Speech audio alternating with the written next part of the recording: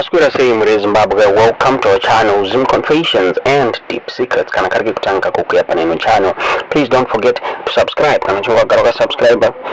Don't forget to comment and share this video. Nas mre Zimbabwe tawigira nyaya yabuditswa na legislator we Citizens Coalition for Change wa Pashata Hwende wabuda challenge the opposition party leader kuti devise a solution to solve the political movement yabo CCC Hwende wabuda vachitaura ivo vachiti Chamisa varifana ku devise a solid plan kuti bato CCC irambe rakamira bato CCC rakaluza another court battle and kuna vasengezo shavangu avo vakabuda vachinambidza members of parliament CCC anga arikola kuti vacontest my elections ari kuitwa musi wa 3 February.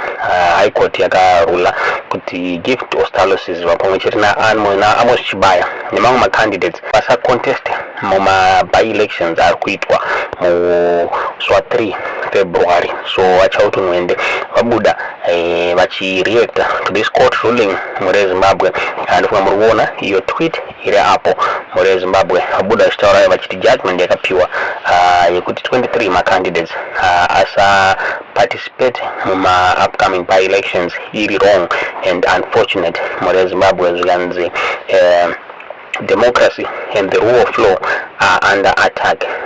This time we need a political solution.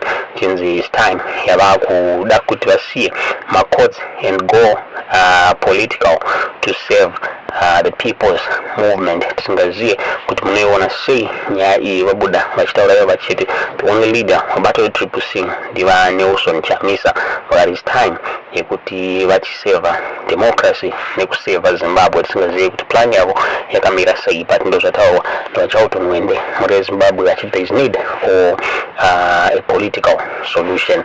Meno munoiona sei nyaya iyi? Tudze zvamuri kufunga pamusoro penyaya iyi mu comment section.